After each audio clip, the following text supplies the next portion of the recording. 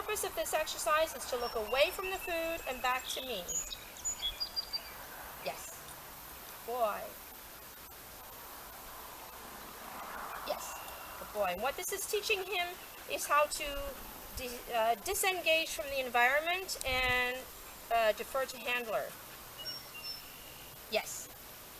And down the road, yes, this bleeds over into your other dogs and people, etc., because they are distractions in the environment. Good boy. Yes. Yes. Good boy. What if we change hands? Yes. When you change hands, it changes the picture, and sometimes the dogs don't understand it, so you've got to make sure you change the picture. Ready? Yes. Good boy. Now he already knows touch, so we're going to take advantage of touch. You ready, Oliver? Touch. Yes. Good. Very nice. Good boy.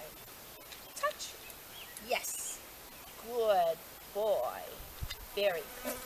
Touch. Yes. So I'm using touch just to move him around.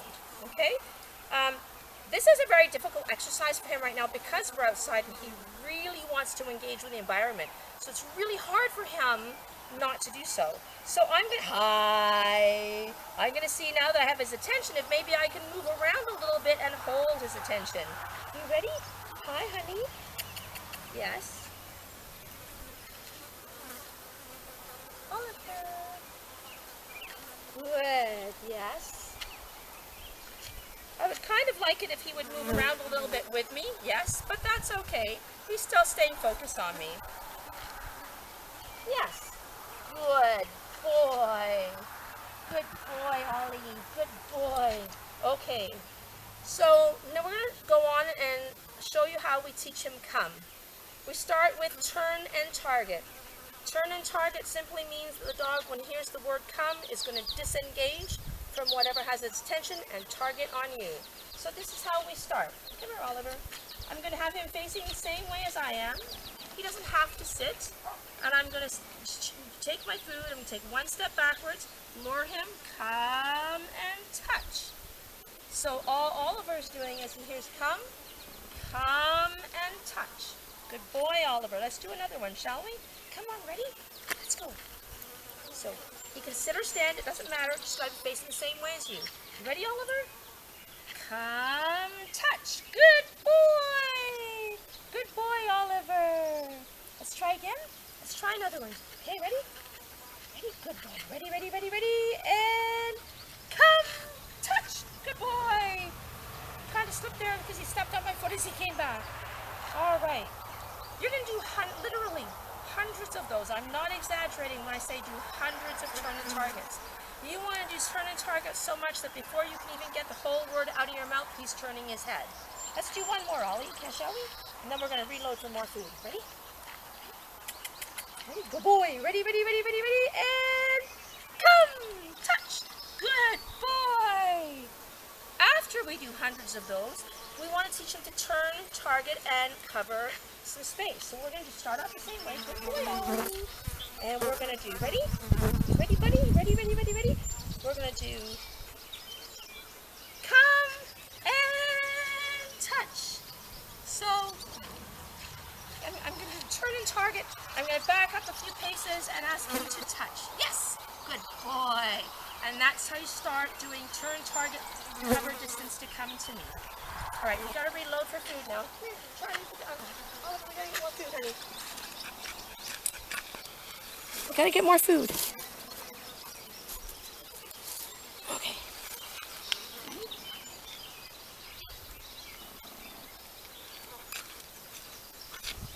After you've done lots of turn targets and turn target and cover distance, then what we're going to do is what's called a come for. You're going to walk with the dog when he's not paying attention to you. You're going to say come and touch. Eventually you're not going to need to say touch. It's just going to be part of the follow through. So let's see if I can get Ollie to do some of these. He's really good at this inside with no distractions. It's more difficult for him outside with distractions. All right, let's go this way, Ollie. Go this way.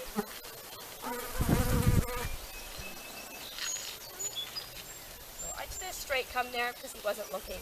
That's okay. Let's see if we can get him to go the other way.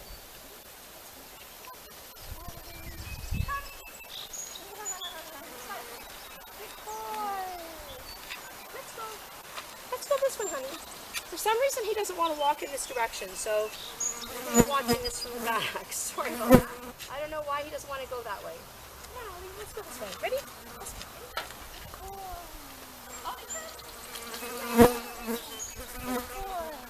ready, let's go.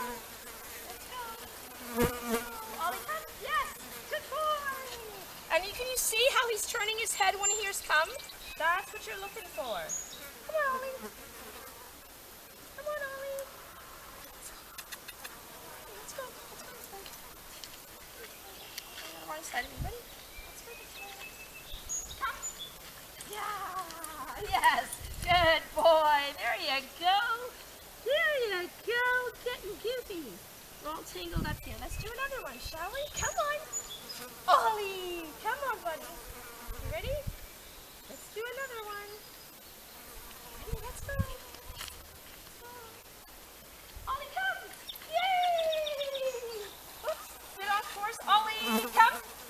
Oh, hang on, he's pooping.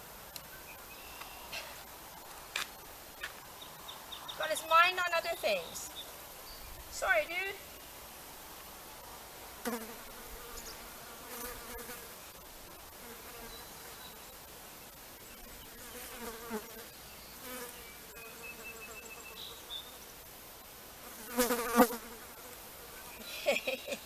Come on, honey. Let's get some more food. You're doing a pretty good job here, dude. Okay, ready?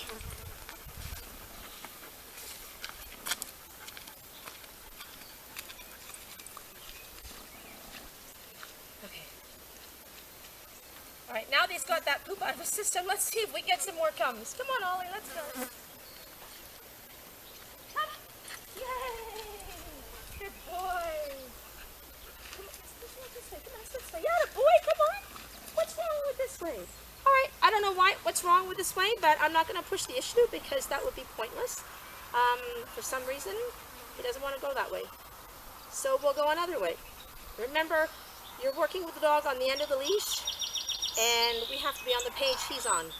We don't ask him to get onto our page, we get on his page. Right, Doodle? Hi. Thank you. Thank you. Good boy. So, we're going to use your touch cue to help you with polite leash walking. Polite leash walking is about being connected, about the dog not being so environmentally focused that he's unaware of you. For recreational walking, you don't need a dog heeling and staring at you the whole time. He's allowed to look around, that's fine, but you want him to still be aware of you. You want him to check in with you every now and then and be aware, not drag you down the street. And you want him, when he sees another dog or something he's unsure of, to, instead of go forward and react, to go, I'm going to check in with Mom instead. Right? So we're going to use our touch cue to help us. So Ollie, ready? Let's go touch. Good boy. Ready? Touch. Yes. Good boy. Ollie. Touch.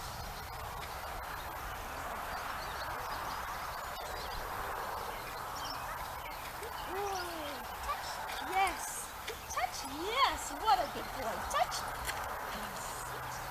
Oh, such a smart boy. Good boy. Over here, ready? Touch. Good boy. Turn around. Touch. Yeah. Good boy. Touch. Yes. What a man. Touch. Good boy. Good boy. That's my man. Touch. Good baby. Good boy, Ollie. Yes. Very nice. Thank you, sweetheart. That was awesome. Good job. Good job, Ollie. Good job. Good boy. All right, so now we've got an itch. So, polite leash walking.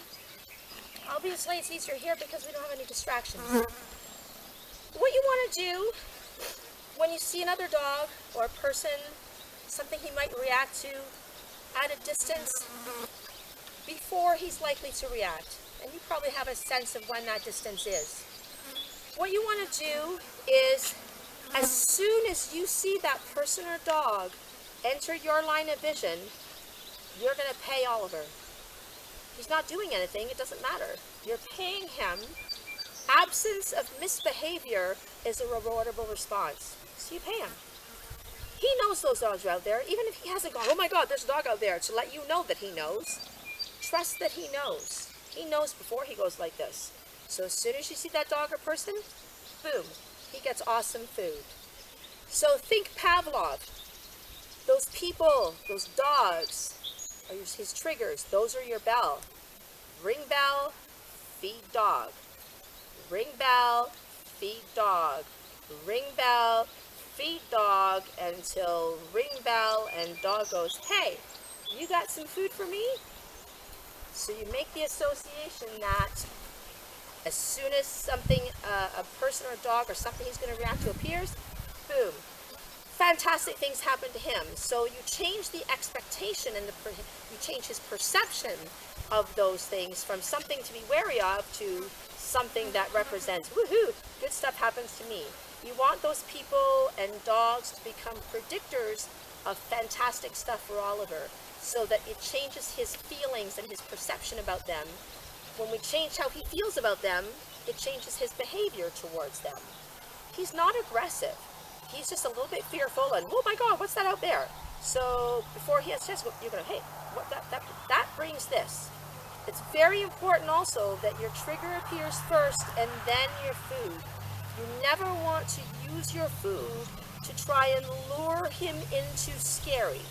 Because if you do that, then what happens is the food becomes a predictor of scary, and then he's going to go, nah, I'm not interested in that food anymore. It's a trick.